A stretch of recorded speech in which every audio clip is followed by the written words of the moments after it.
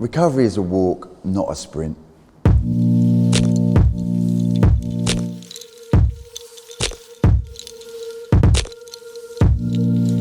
The first recovery walk was in Glasgow Green, and I think there was only we were lucky if 200 people attended that.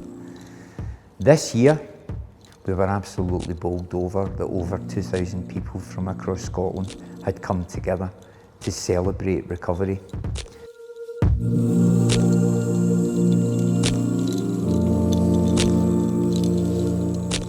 We're not in no shame anymore, from the people we were. We're out there, we've changed our lives and we're doing things for our lives and we're doing things for other people.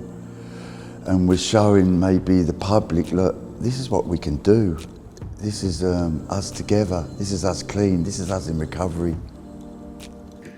Glasgow is the biggest urban area in Scotland.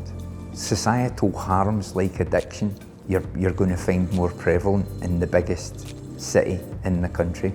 But by the same token, in many ways, Glasgow was one of the first areas in Scotland to recognise the power and significance of lived experience, people in recovery working to help others get recovery and build their own recoveries. I'm in quite a good place in my recovery at the moment. I'm having a good look at myself on a daily basis, and I've got vulnerable, and by getting vulnerable you sort of grow a suit of armour.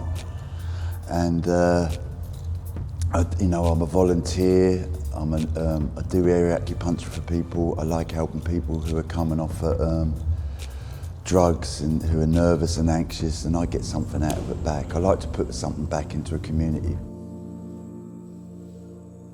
I wouldn't say I was in recovery straight away. I certainly wore the masks of addiction, everything I was in addiction. I was still that same person, that still same mindset. I couldn't get vulnerable, I couldn't get honest. It's all about the big bravado, the ego. You're not going to get vulnerable and say, I'm a little bit scared, you know what I mean? I had a lot of fear around my dad, by the way. When you're going to go out and do a turn or go out using, it's not the sort of thing you do because you're trying to you've got a mask of who you aren't. You're someone else. And once their masks are off and you're left with yourself, the only thing to do is open up. What place does recovery have in the community justice? I think a very significant place. People with substance use issues are very, very often involved with the criminal justice services.